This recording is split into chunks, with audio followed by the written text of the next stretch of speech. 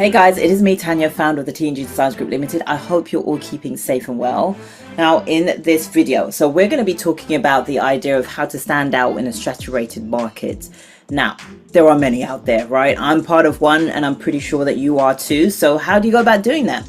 Well, I'm going to help you to learn how step by step by talking you through some key differences that you're going to need to make so that you can actually start standing out in a crowded market, more specifically in a saturated one. Now, the reason why I need you to understand these things is simply because if you're the type of person who's sick and tired of running around in arduous circles, thinking, why are these things not happening? Why are people not seeing me? Why am I being drowned out by all of this noise that is going on?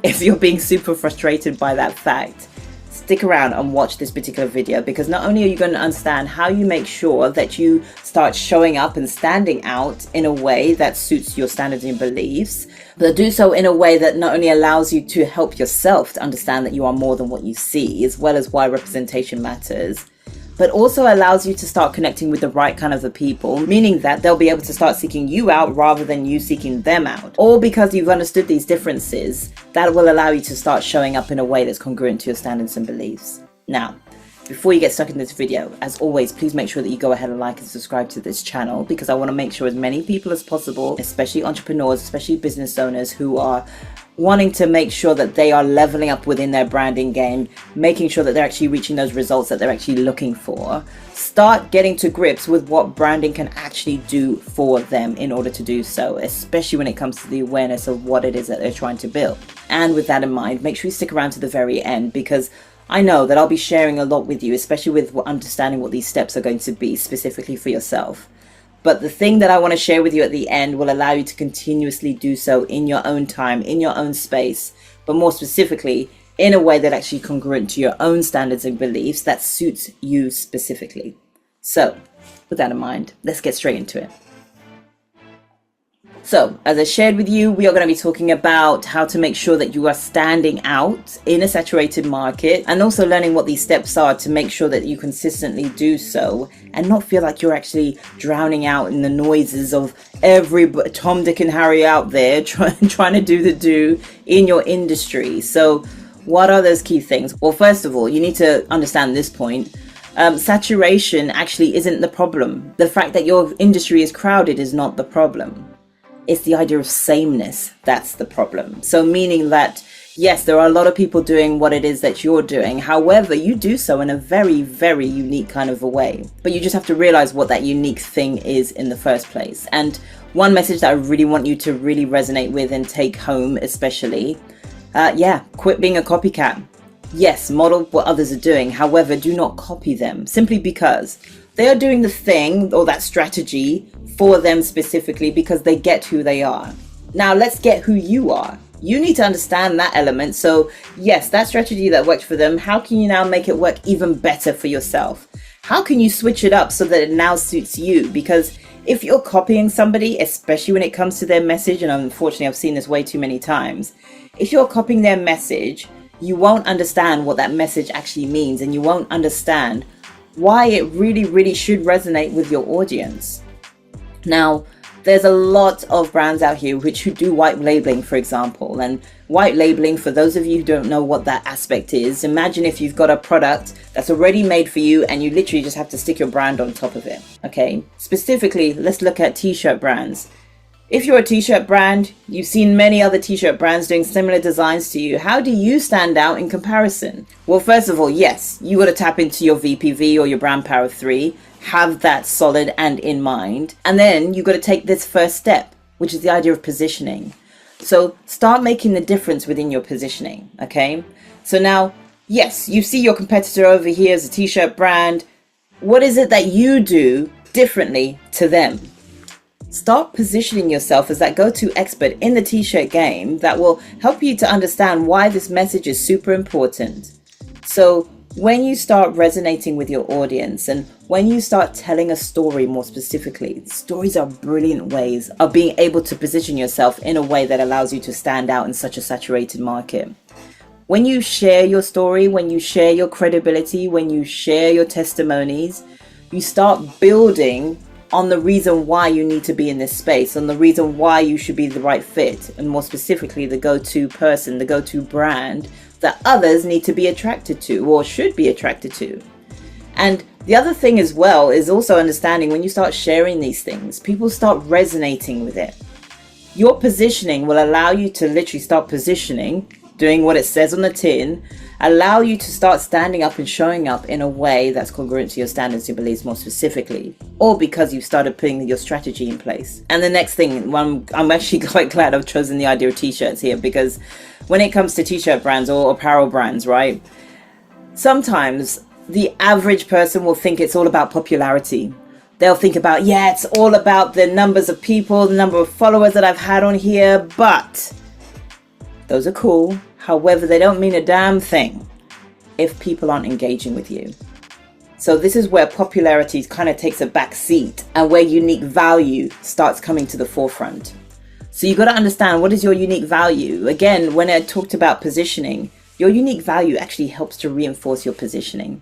Your unique value, or essentially what I call your unique human point, right? The thing that makes you you, the thing that makes your brand the reason why others should follow it. What is that element?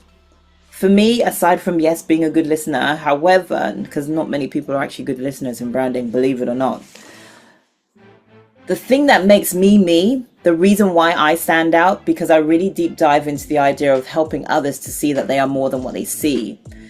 That element that I do, the way that I actually work with people, really helps people to gain clarity. It helps people to gain certainty, and it helps people to show up and stand out in a way that allows others to start seeing the same thing too, because it's what I called your gold dust. Okay, a lot of people forget about that gold dust and they just let it settle and sometimes disappear. But when you start drudging up that gold dust, when you start bringing it to the surface, that's how you start connecting with the right type of people, right? So when it comes to your own brand, especially in the t-shirt game, yes, we're still going to stick with them. But obviously, these strategies apply to those in the beauty space, the health and well-being space, all those who are making sure that their brand is building the awareness it deserves. You've got to understand these key things and what they may be for yourself.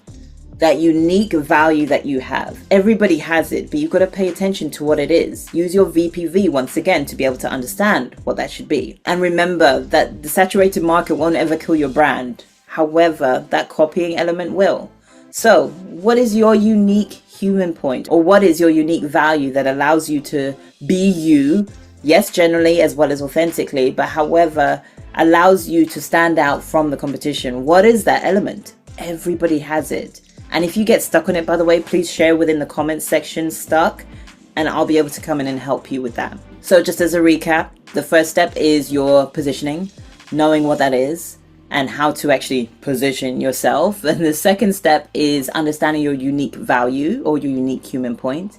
Now, this third step is a step that a lot of people don't push enough, in my opinion, especially when it comes to the average business owner, the average entrepreneur. They won't push this element enough because they don't necessarily believe in themselves enough. Now, it's essentially the third step is belief, right? So know your beliefs. What are your beliefs? Well, it's my belief that if enough people know about branding, they're going to give it the attention what it deserves, especially knowing how it can actually not only elevate their brand, but more specifically help them to stand out in saturated markets, but also allow them to talk and actually build on an audience that actually resonates with their standards and beliefs, rather than start feeling that they've got to speak to every average old Joe. If they knew that branding could actually switch at the game and actually start to help them to build and make those results that they're actually looking for sustainability, for growth, and then some, a lot more business owners and a lot more entrepreneurs would actually pay attention to it. So, what is your own belief? What is your belief? And it doesn't ever have to be a popular belief, but you need to make sure that you stand true to your belief as well. Please make sure that if you are using facts, the facts are true. That's the thing that you do need to make sure of.